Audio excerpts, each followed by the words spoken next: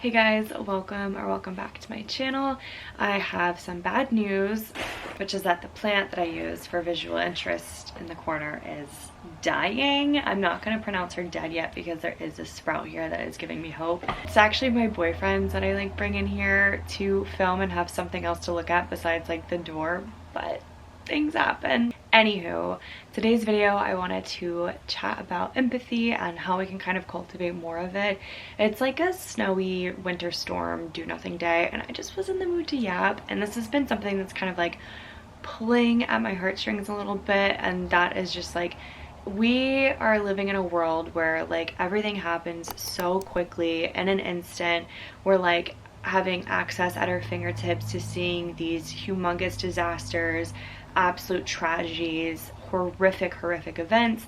They're only getting more frequent, and there's only so much capacity that we as humans like genuinely can hold before we become like numb and desensitized to that.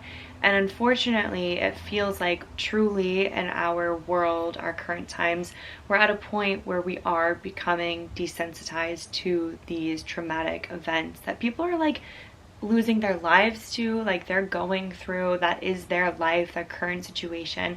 And you can only imagine how beyond stressful it is.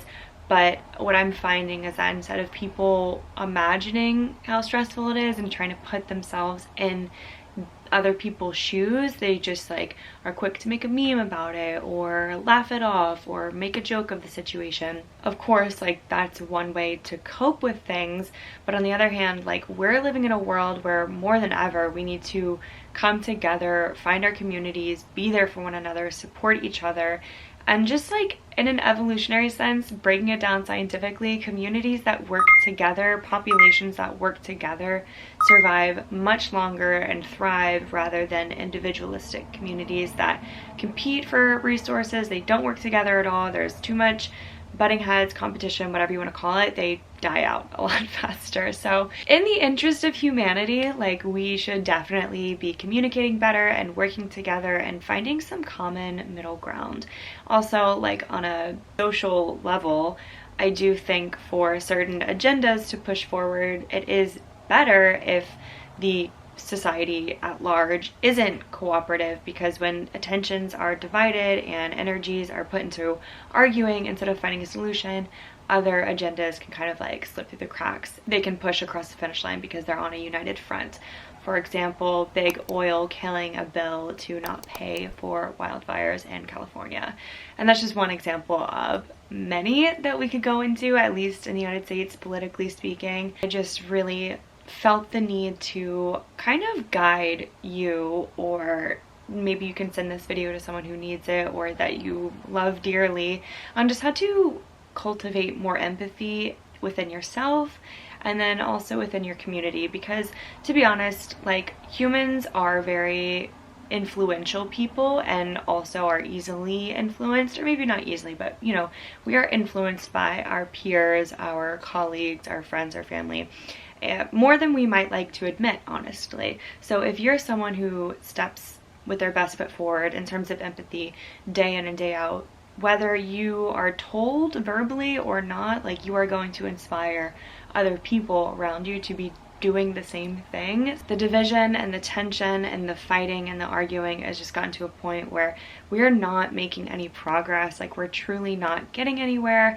and it's come to a point of like we're going to just walk ourselves off the cliff if we don't get our stuff together like ASAP. Maybe grab some water, hydrate, a snack, some dark chocolate if you're PMSing or on your period like me. Maybe that's also why like I'm kind of in my feels. I think we kind of all in the United States at least know and realize like why we've gotten to this point, like of just joking off these traumatic events or making light of it and not like actually being able to process how messed up things are. Like we are seeing so many things in the news cycle and on social media, like it's all at our fingertips. I think we're just so overwhelmed with everything that we see in the news cycle that we don't let ourselves like psychologically go there to a place where, okay, I've seen something awful happen, and I'm gonna feel that in my bones. Like, that is just not something we are even capable of doing with how much we see on our feeds or we hear about or even witness firsthand for ourselves. Like, awful shit happens to really good people day in and day out. But just because bad things happen kind of constantly and are going to continue to happen, that doesn't mean we can just shut them out. That doesn't mean we can't process it and acknowledge it and do our due diligence in supporting others. I think firstly, if you really want to understand other people, you have to kind of unsubscribe of this like idea of success that we've been sold, and kind of deprogram yourself in a way and kind of understand what success and wealth and health means to you, not the boss babes and the wellness girlies and the super successful CEOs. Like, that is their definition of success, and that's kind of what's been sold to you. Even being like a first-time home buyer or having the white picket fence and like kids in the suburbia, like, that is someone else's definition for success, possibly. Maybe it's not your own. And kind of taking the time to understand what you want in this lifetime and what really brings you joy is going to make you less competitive or caught in the rat race or keeping up with the Joneses in terms of like buying new fashion, new clothes, new cars, new house, like continuously shooting for something that isn't even something that you define as success for yourself is definitely a way to keep you kind of unhappy, first of all, but also kind of in this like cycle and this loop of doing things for other people versus for yourself. And by other people, I mean maybe it's your employer, you're having really great sales and you're supporting the business, but it's not your business. It's not making you super happy and successful. It's making someone else super happy and successful. So maybe defining what happiness and success is to you is going to be way more worthwhile than working away at a job that just pays the bills. I definitely touch on that a lot in my other videos, especially just when it comes to fashion. I think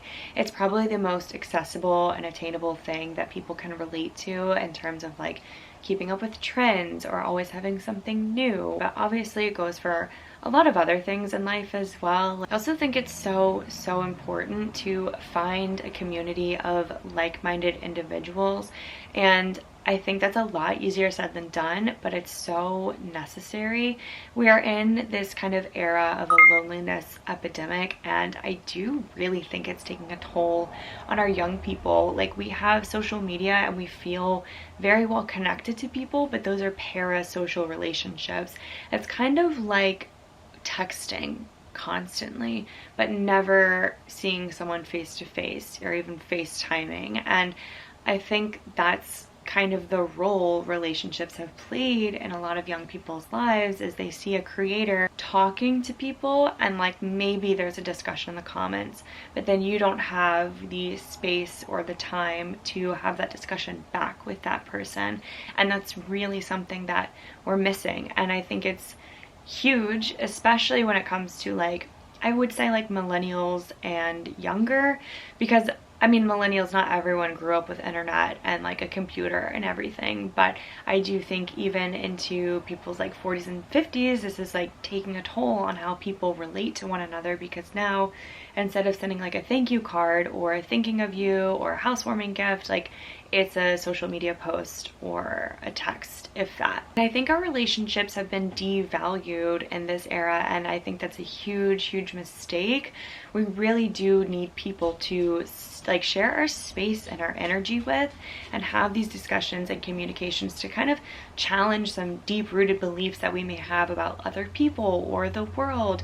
Even like traveling is a great way to kind of experience other communities and other beliefs beyond your own. It's just something that we're really lacking, is like-minded people. And I'm not saying like you need to only communicate and have community with people that are like-minded, but people that understand you and get you, that you can have open dialogue with, share space with, feel accepted by, and share the heavy stuff with, I think really is the biggest thing, because you need to find people that are like you enough, you know, birds of a feather flock together. That is like proven to be true, more so than like opposites attract.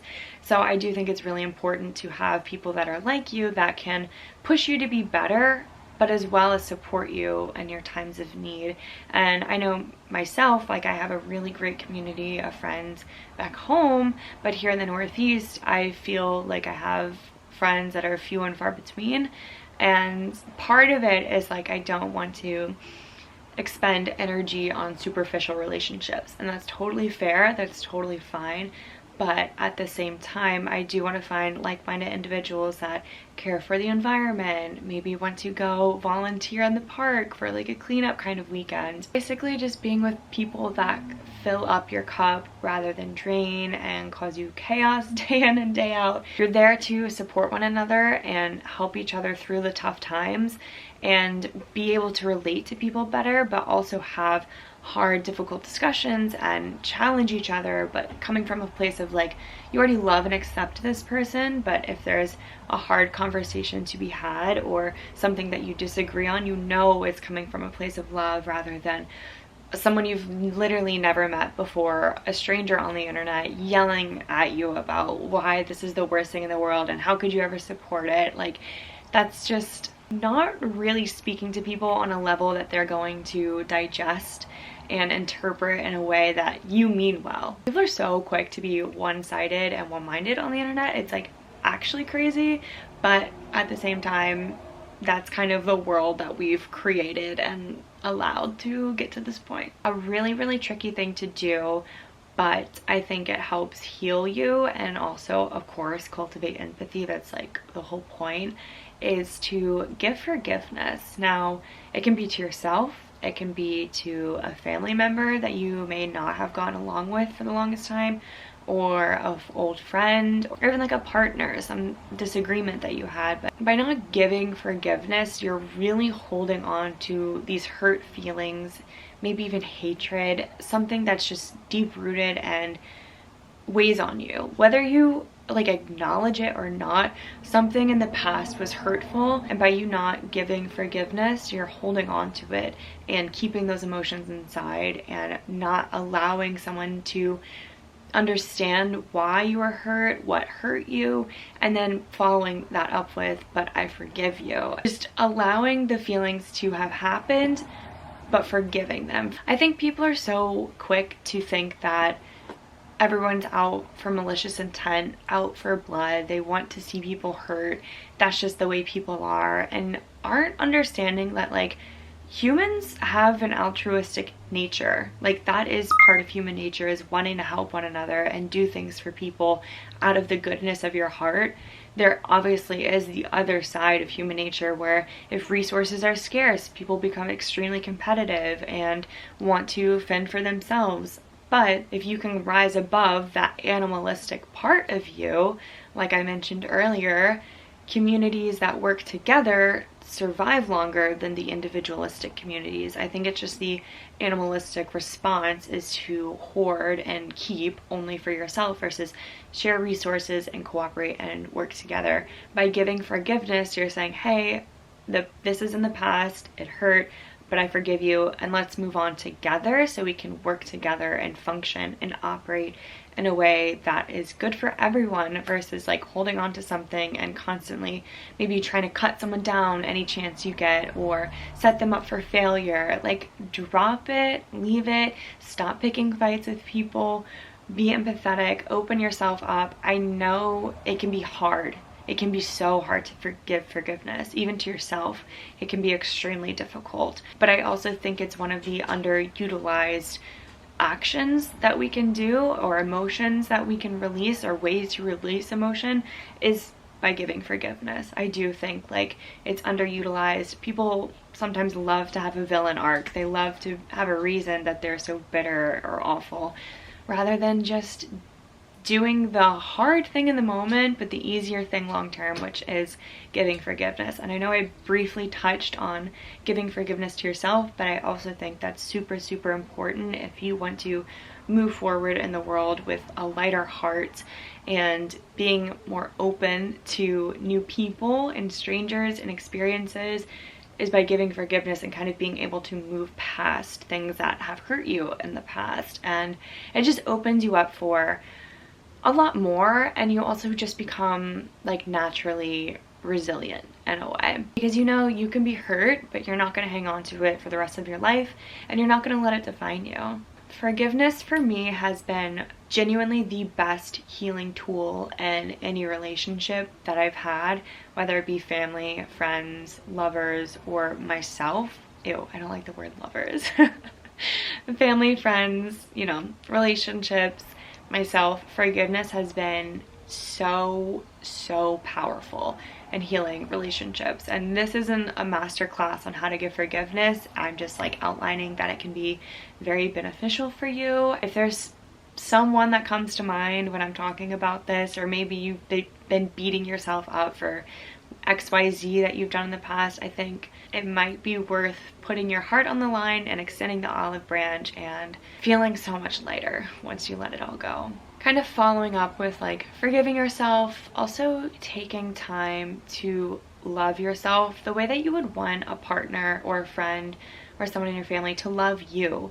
Like, if you aren't taking account of your needs, or you're being disrespected or mistreated by anyone, and yourself included, you're definitely going to be a person that is fearful and lack, insecure, and then you're most likely going to project that onto anyone and everyone in your life that you meet. You're kind of setting yourself up for those interactions if you're coming from that low vibrational space of having negative expectations on the world because you have a negative experience within yourself. Like, you aren't treating yourself well, you're not meeting your needs, you're not paying attention to what you need, you're not coming from a place of love and joy, and you're not meeting the world and meeting other people in the world from that place of love and joy. So you're just going to project your fears and insecurities onto people, rather than, again, coming from this open, empathetic mind of seeing people for who they are and for what they need, versus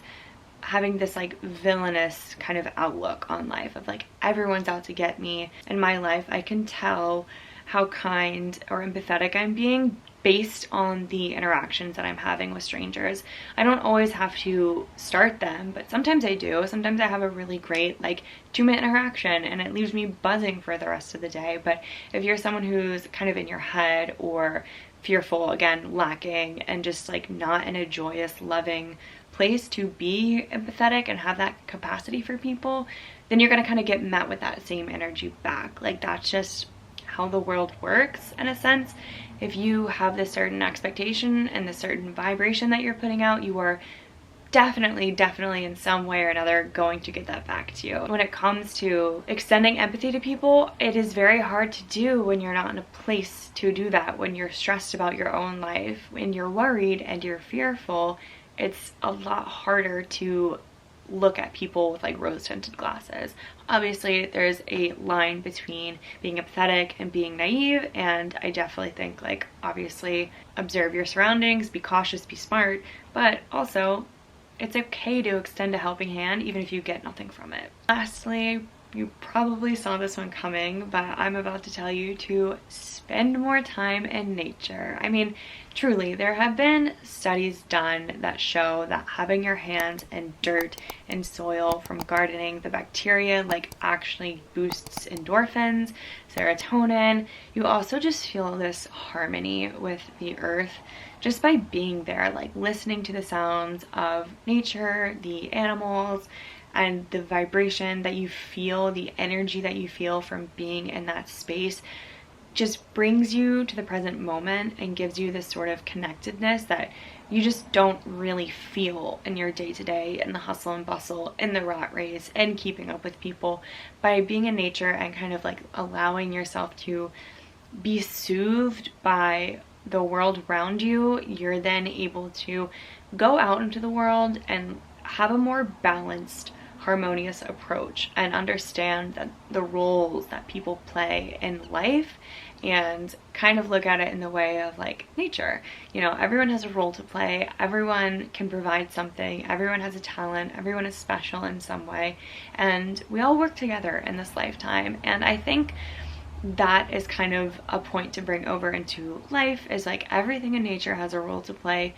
everything is learning and connecting and communicating from each other to make the whole system work and flow. And I think that's something that we really need to incorporate. Like, we are a part of nature. We need to look at one another as people that we learn from and can take good lessons from, rather than just, what can I get from this person? What are they providing me? Why should I feel sorry for them? Like, there are so many reasons you should feel sorry for other people, or not feel sorry for them, but be empathetic and understand where they're coming from, because at the end of the day, we all have the same needs. We're all part of this global community, and the least we can do is look out for each other and have empathy when disaster strikes. And we always come together when we really need each other, but I do honestly wish we would come together before disaster strikes. I am looking at it from a very Western lens and seeing the individualistic ecosphere kind of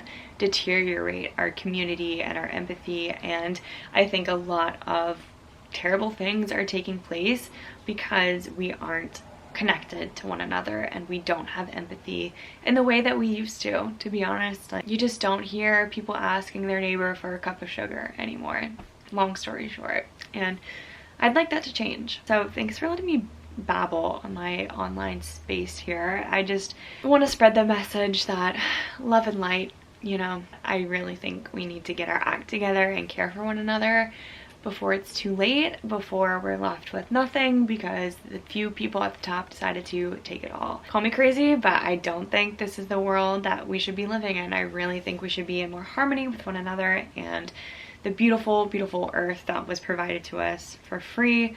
All we have to do to get from the earth is provide back to her, take care of her, be a steward of the land. And we've definitely lost that a little bit. So anything we can do to get back, whether, you know, that's saying hi, waving to a stranger in the morning, or bringing your colleague coffee, or, you know, giving your partner a back rub, calling your mom on the weekends, anything that we can do to cultivate empathy and further build our relationships with one another and have better relationships with one another. We got to do it, guys. The algorithm is going to recommend a video just for you, so stick around and check that out. Until next Sunday, don't forget to be kind to yourself, others, and the planet, and I mean it. I love you so much. Bye.